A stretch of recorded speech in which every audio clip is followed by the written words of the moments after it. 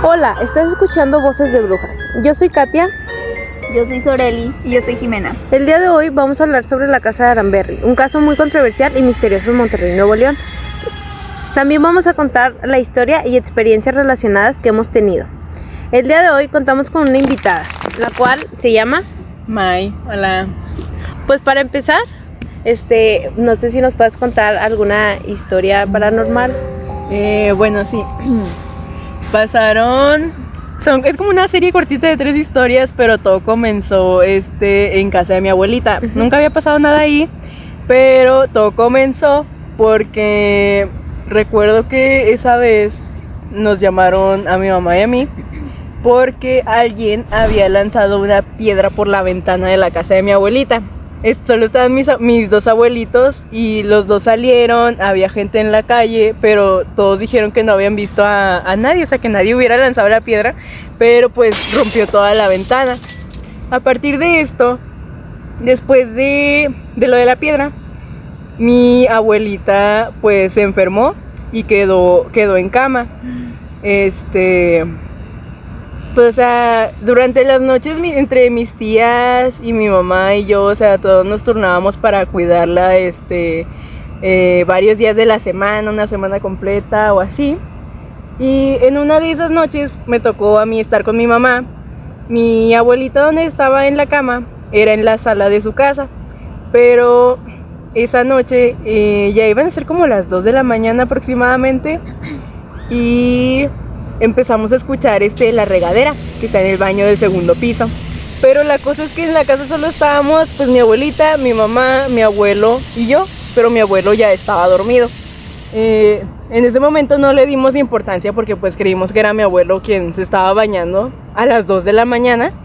Pero a la mañana siguiente, ya cuando todos estábamos despiertos, mi abuelo nos preguntó a mi mamá y a mí si alguna de las 2 se había bañado en la madrugada, porque pues ahí en la casa es muy reconocible el sonido de cuando está abierta la regadera. Y pues no, o sea, resulta que ninguno de nosotros se había metido a bañar por la noche, pero la cosa aquí es que mi abuelita tenía la costumbre de siempre bañarse en las madrugadas, o sea, de que no importaba de que fueran las 3 o las 2 de la mañana, mi abuelita siempre se bañaba. Y pues de alguna manera nosotros asumimos que pues mi abuelita, al no poder moverse de alguna manera, su espíritu se fue a bañar. Wow. Y bueno, ya pasaron unos 3-4 meses y en ese tiempo, ya fue hace algunos años, y yo estaba en la prepa. Después de la prepa yo me iba caminando a casa de mis abuelos porque pues estaba cerca y era donde me quedaba todas las tardes, ahí de que hacía mi tarea y comía y tal. Pero ya para estas fechas, ya tenía un tiempo que mi abuelita había fallecido. Entonces, pues yo siempre estaba sola en esa casa, o sea, cuando salía de la prepa me quedaba yo sola ahí. La cosa es que yo tenía la costumbre de que llegaba de la prepa y siempre llegaba diciendo como que ya llegué, pero porque siempre había alguien en la casa. Esta vez lo hice nada más como por costumbre. Llegué y dije, ya llegué, pero pues estaba yo sola en la casa, o sea, en realidad no había nadie. Y pues ya, seguí con mis cosas. De repente empecé a escuchar ruidos en la cocina, pero pues, o sea, no había nadie, yo estaba sola, pero la verdad no le di mucha importancia, solo seguí con mis cosas. Y en la casa de mi abuela hay un espejo junto a la puerta que refleja la puerta de la cocina, o sea, como si hubiera alguien en la cocina. La cosa es que yo estaba en ese espejo, pues nada más estaba viéndome en el espejo, ¿verdad? Y pues atrás de mí se veía la cocina. Después la cosa es que vi que como que alguien se asomó desde la cocina, literal, una cabeza, o sea, salió así y se asomaron de la cocina y se quedó ahí hasta que pues yo me volteé a ver la cocina, pero pues ya no había nada. Y todavía yo de valiente fui y me metí a la cocina, prendí el foco porque estaba todo oscuro, o sea, no había nadie. Pero pues, o sea, la verdad sí me dio un poquito de miedo. Pero dije, bueno, a lo mejor fui yo, que porque llegué gritando, ya llegué, pues alguien sabe que estoy aquí, ¿verdad? Entonces me dio miedo, me subí al cuarto, me encerré y me quedé ahí toda la tarde, pero yo seguí escuchando ruido en la cocina, aunque ya había visto que no había nadie ahí. Entonces, pues después de eso, incluso hasta empecé a escuchar como que subían las escaleras, o sea, el cuarto está de que a un lado de las escaleras y yo escuchaba cómo subían, pero me dormí para no escuchar eso, o sea, capaz que me iban a llevar o algo así, pero, o sea, estaba yo sola en la casa, o sea, chequé todos lados, pero no había nada, pero a veces sí pienso y digo, ay, bueno, es el espíritu de mi abuelita, eso pienso para que no me dé miedo. Sí. ¿Y ya no has vuelto a ir? ¿De qué? ¿A la casa? Sí.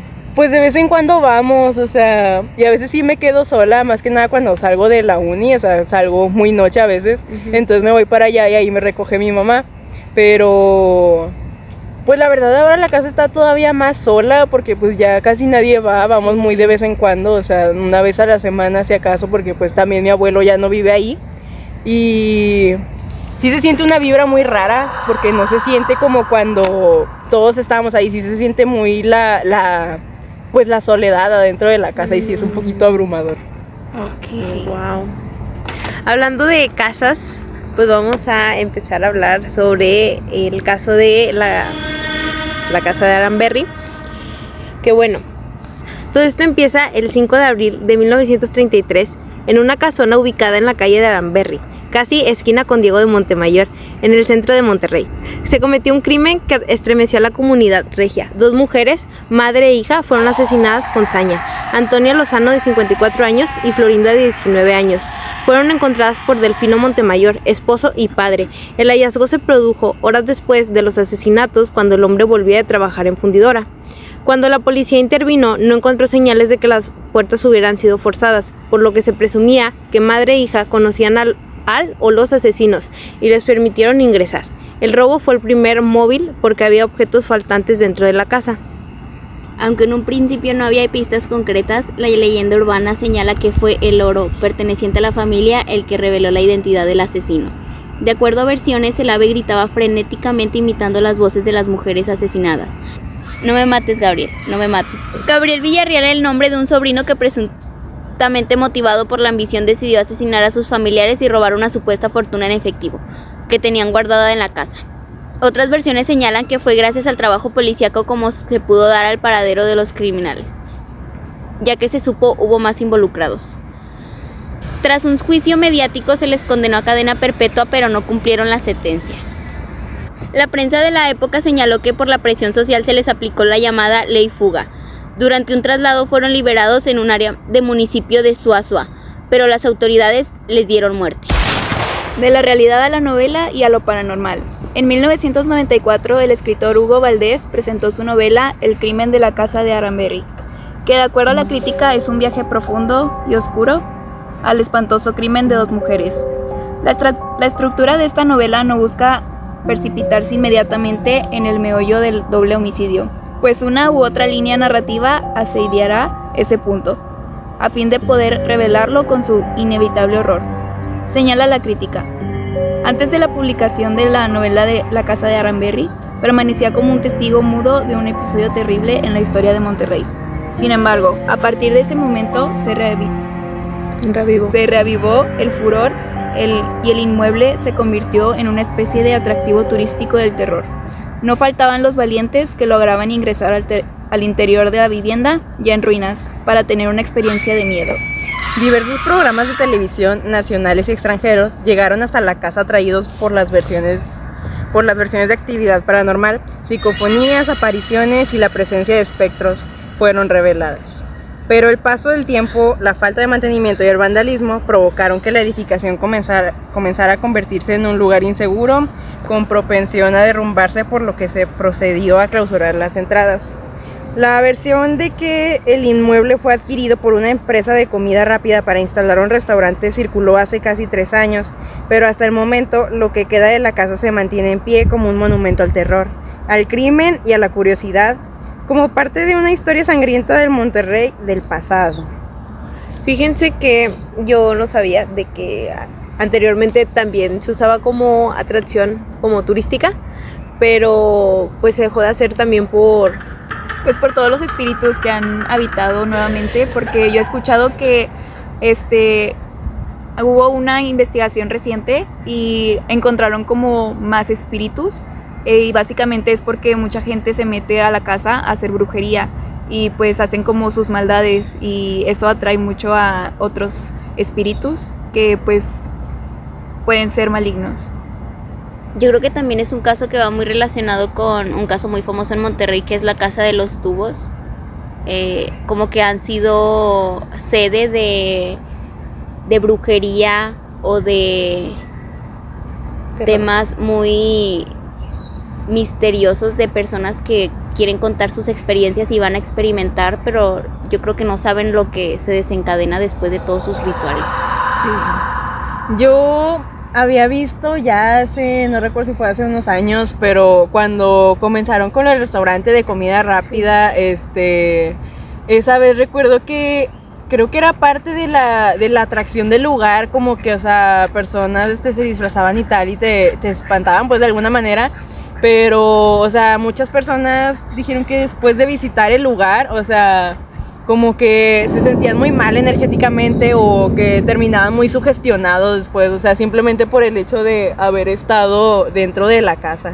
Incluso mencionaban que las espantaban en el baño de mujeres. También creo que, bueno, como es peligroso que también como sociedad hagamos este tipo de cosas y no nos informemos a fin de cuentas, porque nos estamos metiendo, o bueno, se están metiendo en algo que no se conoce al 100% de qué puede pasar. Que han tenido como finales trágicos y no han podido descansar en paz, diría yo. Yo sé que cada quien tiene sus creencias de lo que pasa después de la muerte, pero al fin y al cabo nunca vamos a saber. Para concluir este podcast, pues damos el agradecimiento a nuestra invitada que pudo contarnos un poco de sus experiencias y pues los vemos en otro episodio. Esto es Voces de Brujas.